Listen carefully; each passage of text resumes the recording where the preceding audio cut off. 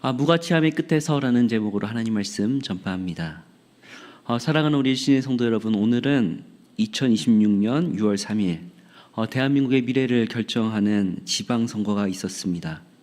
오늘 하루 종일 온 나라가 투표의 열기로 가득했고, 지금쯤 아마 미디어는 세상엔 누가 이기고 누가 졌는지, 어떤 지역이 어떤 색깔로 물들었는지 지금 바쁘게 움직이고 있을 것입니다. 그러나 선거철마다 우리에게 씁쓸한 한 가지 현실이 있습니다. 바로 이 나라가 마치 칼로 두부를 자르듯이 이념으로 철저하게 양분되고 서로를 향해 날을 세우고 있다는 점입니다. 저마다 정의를 가지고 국가를 위한다고 말하지만 선거가 끝나고 나는 것은 승리의 도취나 패배의 굴욕, 그리고 더욱 깊어진 반목과 분열이 우리 현실 가운데 있습니다. 그런데 더 문제는 그리스도인들이 부활절과 성령 강림절의 은혜의 절기들이 지나치고 마주한 이 일상 속에서 이러한 거대적인 시대적 파도와 또한 정치적 흐름 앞에서 우리는 한 개인으로서 무력감을 느끼고 무가치함을 느끼기도 합니다. 이게 정말 맞는 것인가? 이게 좀 나 혼자 해도 될까? 그런 생각 말입니다.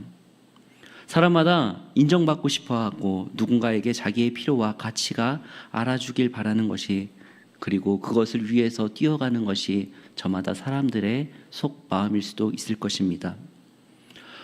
최근 종영한 드라마 하나가 있습니다. 모두가 자신의 무가치함과 싸우고 있다라는 드라마인데요. 모자무사라고 합니다. 사진 한 장 띄워주십시오. 이 드라마 내용에서는요, 우리를 마음에 관통하는 대사가 나옵니다. 드라마 속 주인공은요, 동만이라는 인물이 있는데요, 무가치함의 끝자락에 서서 자신의 그 철저하게 무가치함을 몸부림칩니다. 그는 모든 자기 동기들이 영화를 찍었는데, 그 영화 감독입니다. 영화를 찍었는데 자기 혼자만 영화를 찍지 못해서 열등감에 사로잡혀 있는 인물입니다. 그래서 그는 열등감에 사로잡혀서 자신의 존재를 어떻게든 남들에게 알리고 싶어서 동료들의 작품을 깎아내리고 비판합니다. 그리고 자신의 무가치함에서 철저하게 싸우는 인물로 보여지는데, 나의 무가치함의 끝에서 그렇게 허풍을 칩니다. 나는 어떻게든 너희들과 다르게 이 무가치함 끝에서 빛나는 진실을 끌어올릴 거야 라고 말합니다. 그러면서 허풍을 떱니다. 잘나서 나를 증명할 수 없을 때는 내가 망가져서 나를 증명하겠다라고 하면서 그렇게 술을 마시고 스스로의 무가치의 심연 속에서 절망하면서 술 취한 뒤에 넘어져서 교회 십자가를 바라봅니다. 그러면서 진실한 고백이 나오는데, 하나님, 저 좀 사랑해 주세요, 저 좀 알아주세요 라는 고백입니다. 물론 이 드라마가 기독교적인 드라마는 아닙니다. 그러나 이 시대를 반영하는 드라마는 맞는 것 같습니다. 저마다 자신을 알아달라고 하고, 그리고 또한 우리 또한 인간의 한계와 분열만을 목도하는 이 땅의 현실 가운데서 사람들은 제발 이 나라를 살려주십시오, 그러면서 나 좀 알아달라, 그리고 또한 하나님 제발 좀 살려주십시오 라고 하는 것이 아마 오늘 우리의 모두의 고백일 것입니다. 제자들도 이러한 모습이었습니다. 제자들이 예수님을 따라간다고 의롭게 자신 있게 자랑스럽게 따라갔습니다. 모두 예수님의 십자가 앞에서 그들은 결국 도망치고 자신의 무가치함의 끝에 서 있었으며, 스스로의 나약함과 자신의 민낯을 보면서 스스로 혐오에 빠지기까지 했습니다. 철저하게 자신들이 실패를 경험하고 무가치함에 빠져 있었죠. 그러나 예수님께서는요, 그들을 찾아가시고 그들을 끌어올리셨습니다. 그리고 오늘 주님이 떠나신 후에 주님께서 주신다는 성령을 받기 위하여서 그들은 마가의 다락방에 모였습니다. 그들 마음 가운데서는 아직도 두려움과 무력감 속에 모여 있었던 것으로 우리는 예상할 수 있습니다. 성도 여러분, 우리는 무가치함의 끝에 서 있는 존재들일 수밖에 없습니다. 저는 계속해서 사순절 이후부터 우리들은 흙이다 라는 고백을 계속해서 이야기하면서 얘기하고 있습니다. 흙은 자체로 아무 가치도 없죠. 가만히 두면은 먼지가 되고, 또한 비가 오면 진흙탕이 되어서 서로를 더럽히고 하는 것이 바로 흙의 운명입니다. 지금 이 시대가 마치 이런 진흙탕 싸움과 같지 않습니까? 서로가 정당하다고 주장하지만 결국 서로에게 진흙을 묻히면서 온 땅을 더럽히고 있습니다. 마치 오순절 마가의 다락방에 모여있는 이 제자들의 상태가 자신의 가치가 없는 것을 인정하면서 하나님께 굴복하고, 그리고 그곳에서 성령을 준비하고 있는 모습이었습니다. 그들은 부활을 경험한 예수님을 봤지만, 그리고 승천하신 예수님도 봤지만 아직까지는 두려움에 사로잡혀 있었습니다. 세상은 여전히 삼엄했고 그들에게 강력해 보이는 로마의 정부는 여전했으며, 그들은 여전히 갈릴리의 보잘것없는 소외계층에 불과했습니다. 그들 마음속에는 소외감, 자괴감, 두려움, 그리고 무기력감이 가득했습니다. 과연 예수님이 우리와 함께 계시지 않는데 어떻게 할 수 있을 것인가? 라는 그런 고민 말입니다. 그들이 세상 권력 앞에서 얼마나 무력한지, 그리고 무가치한 존재인지 뼈저리 느끼면서 혹시 문을 잠그며 숨어 있었을지도 모르겠습니다. 그리고 그들은 다락방에서 기도하기 시작합니다. 그들의 고백 가운데서는 어떤 고백이 있었을지 모르겠지만은, 주님, 그 약속대로 그 성령을 우리에게 주십시오. 그리고 우리로 제발 좀 살려주십시오라고 고백했을 수 있을 것입니다. 그들의 그 철저한 외침은 자신들의 그 탄식이 가득한 그 무가치함의 종착역이었습니다. 그런데 하나님께서는요, 언제나 인간의 자신의 무가치함을 깨닫고 완전히 엎드려진 그 가운데 하나님의 사역을 시작하신다라는 것이죠. 성경의 많은 인물들이 자신의 가치가 정말 아무것도 아니구나 라고 생각할 때, 그때서야 일하기 시작하십니다. 제자들이 힘을 잃고 흙처럼 널브러져 있을 때 마침내 오순절에 있는 그 성령이 그들에게 임하십니다. 오늘 우리가 함께 읽은 본문 2절 3절 한번 같이 읽겠습니다. 시작. 호련히 하늘로부터 급하고 강한 바람 같은 소리가 있어 그들이 앉은 온 집에 가득하며 마치 불의 혀처럼 갈라지는 것들이 그들에게 보여 각 사람 위에 하나씩 임하니 있더니. 아멘. 하나님께서는 창세기 2장 7절에 흙으로 사람을 지으시고 생기를 불어넣어 살아있는 우리가 생명의 존재가 되었다라고 말씀드렸습니다. 그런데 이제 오순절날 하나님께서 그 똑같은 흙의 존재에게 이제는 진정으로 똑같은 성령의 불을 불어넣어 주십니다. 성령이 임하자 제자들이 마음에 짓눌렸던 그 모습들이 이제는 그 무가치함이 한순간에 성령의 불로 태워지기 시작합니다. 그들에게 성령이 임했으니 그들은 이제 각기 다른 언어로서 말을 하되, 과거에 인간의 바벨탑 사건으로 인하여서 언어가 갈라졌다가 다시금 이제는 언어가 다시 합쳐지는 신비한 현상을 경험하기도 합니다. 다른 언어들로 말하면서 각기 자신의 방언들로 기도를 하면서 성령의 현상이 나타났습니다.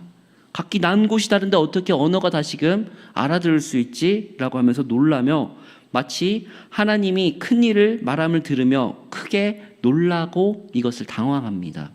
너무 놀라서 오늘 말씀에는요, 이거 술 취한 것 아닌가? 라고 하는 그런 성령의 증상들이 나타났습니다. 그리고 그런 소란 속에서 한 사람이 내가 실패자였음을 고백했던 베드로가 담대히 일어나서 외치기 시작합니다. 본문 14절입니다. 시작. 베드로가 11사도와 함께 서서 소리를 높여 이르되 유대인들과 예루살렘에 사는 모든 사람들아, 이 일을 너희로 알게 할 것이니 내 말에 귀를 기울이라. 아멘. 베드로는 여기서 담대하게 성령의 임함을 설교합니다. 이 성령에 대해서 베드로는 이것은 취한 것이 아닙니다. 선지자 요엘을 통하여서 각기 젊은이들과 그날에 임하여 줄 그 성령이 우리에게 임한 것입니다. 내 영을 모든 육체에게 부어주신 사건이 있고, 또한 너희도 아는 바와 같이 나사렛 예수 그리스도께서 큰 권능과 기사를 우리에게 보이시며 그리고 십자가까지 지셨습니다. 그리고 죽음으로 인하여서 절망했지만 부활하시고 바로 그 부활의 사건은 우리를 살리시기 위한 사건이었습니다라고 담대하게 설교합니다. 그러자 그 설교를 들었던 많은 이들이 우리가 어찌할꼬, 그 복음의 참된 찔림 가운데 우리가 어찌할꼬라고 그렇게 고백합니다. 그러자 베드로가 대답하죠. 38절 같이 읽겠습니다. 시작. 베드로가 이르되 너희가 회개하여 각각 예수 그리스도의 이름으로 세례를 받는 죄 사함을 받으라. 그리하면 성령의 선물을 받으리니. 아멘. 성령은 너희에게 주신 믿음의 약속이며 선물입니다. 이 약속은 너희와 너희 자녀에게 모든 사람 가운데 하나님이 얼마든지 부르시는 자들에게 함께 하실 것이다 라고 말합니다. 너희가 이 패역한 세대 가운데 회개하고 다시금 주 예수 그리스도를 믿으면 구원을 받을 것이며 그리고 성령을 받을 것이다 라고 담대하게 말하죠. 진정으로 성령의 불을 받은 제자들은 하나님께 얼마나 사랑받는 존재의 가치들인지 스스로 깨닫고 이제는 다른 모습들을 보이기 시작합니다. 그리고 이제 세상의 정치적 질서와 가치관을 완전히 이제 깨부수는 새로운 공동체를 시작하죠. 저는 오늘 이 말씀을 정말 드리고 싶었습니다. 자신의 무가치함의 끝에서 그들이 성령을 받고 나서 제자들이 가장 먼저 한 것은 무엇입니까? 본문 46절에서 47절입니다. 함께 읽겠습니다. 시작. 날마다 마음을 같이하여 성전에 모이기를 힘쓰고 집에서 떡을 떼며 기쁨과 순전한 마음으로 음식을 먹고 하나님을 찬미하며 또 온 백성에게 칭송을 받으니 주께서 구원받는 사람을 날마다 더하게 하시니라. 아멘. 그들은 성령을 받고 나서 무엇을 했습니까? 모이기에 힘쓰고 초대교회를 형성했습니다.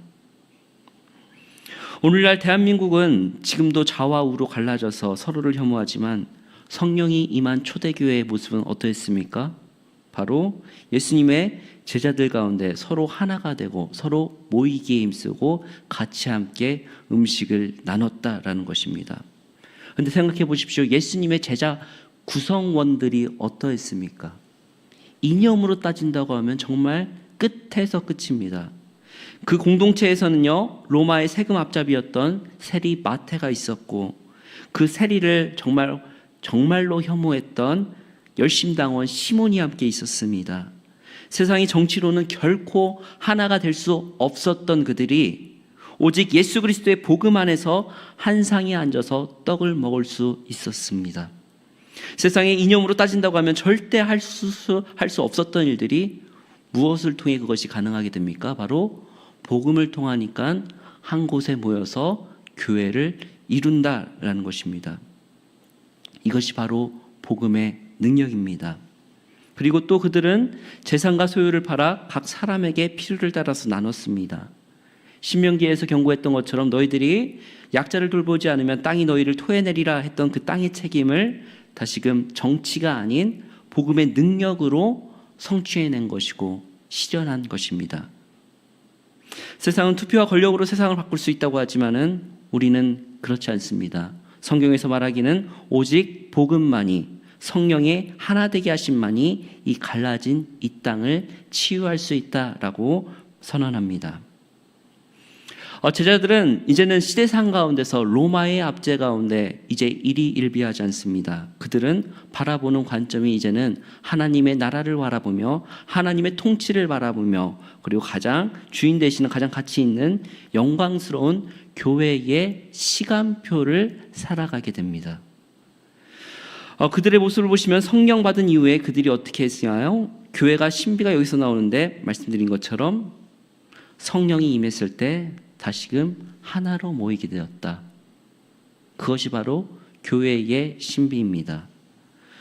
초대교회의 모습을 구성하고 그리고 그들이 따로 각계 전투했다라는 것이 아니라 서로 모여서 성령 사건 이후에 하나가 되었다라는 것이죠. 최근에 읽은 팀 켈러 목사님의 책에 따른다면요, 하나님 앞에서 자신을 온전하게 분명히 알려면은 건강한 신앙 공동체가 필요하다라고 합니다. 우리 또한 마찬가지라는 것이죠. 내가 하나님 앞에 정말 바르게 설고 나 자신을 분명히 하려면 무엇이 필요하다? 건강한 교회 공동체가 필요하다. 그것으로 우리말로 말하면 교회가 필요하다라는 것입니다. 사랑하는 일신의 성도 여러분, 저는 오늘 말씀 제목을 무가치함의 끝에서라고 준비했습니다. 저도 이 말씀을 준비하면서 제 스스로 철저하게 깨닫는 것은 나의 인간적인 무가치함의 끝을 정말 경험하고 또 경험합니다. 나의 존재 가치가 과연 무엇인가 나름대로 계획하고 한다고 해도 실패하고 한다고 했는데도 또 안 되고 나의 기대가 무너지고 마음 가운데 좌절하고 그런 가운데 있습니다. 정말 이 길이 맞을까? 지금 나 하나 좀 한다고 이게 바뀔까? 그런 무력감과 그런 좌절감, 우울감도 올 때가 있습니다. 그러나 그런 좌절의 때가 바로 십자가에 달리신 예수 그리스도를 바라봐야 될 줄을 믿습니다. 나의 무가치함 속에서 성령의 위로를 간구하며 나아갑니다. 고백하는 것은 사람은 성령께서는 참 각 사람에 맞게끔 인격적으로 찾아오시는 것 같습니다. 울부짖으며 힘들어할 때 불과 같이 임하시기도 하고 낙담했을 때 잔잔한 바람과 같이 은은하게 오시기도 하며 또한 힘이 없고 절망했을 때 작은 샘에서 물이 조금씩 올라오듯이 그렇게 성령님이 오시기도 합니다.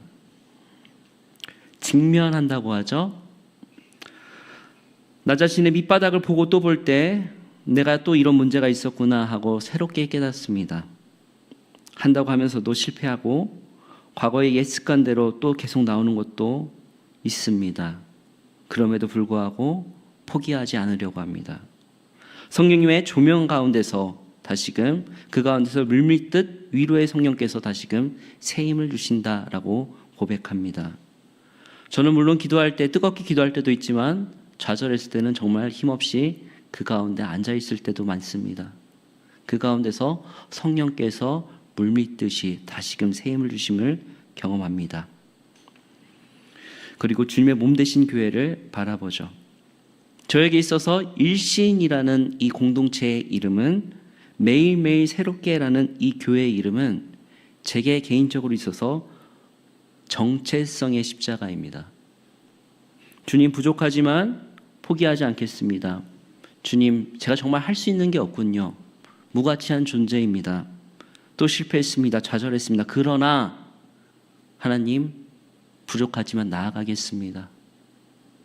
일신 우일신 조금씩 새로워지겠습니다라고 고백합니다. 오늘 세상은 분명 온통 실패냐 성공이냐 승리냐 패배냐로 숫자에 주목하고 있을 것입니다. 그러나 우리 교회가 주목해야 될 것은 숫자나 성공과 실패가 아니라 이 땅에 갈라진 이 땅 가운데 치유할 복음의 능력인 줄을 믿습니다. 지금 이 나라가 갈라져 있는 이 가운데 분명히 이 분열을 치유할 수 있는 것은 오직 예수 그리스도의 복음뿐입니다. 마음 깊은 곳에서 여러분들 하나님 제발 살려주십시오 라는 고백이 있을 수 있습니다. 하나님 이 나라를 살려주십시오 라는 고백이 있을 수 있습니다. 소리 없이 또한 지금 조용히 울고 계실 수도 있습니다. 그러나 오늘 주님은 성령을 통해서 우리에게 말씀하십니다. 너희는 세상의 이념에 휘둘리는 쓸모없는 흙이 아니다. 내가 내 영을 부어 이 땅을 치유하도록 파송한 나의 교회다 라고 말입니다. 주님께서 우리를 교회로 부르셨음을 믿습니다.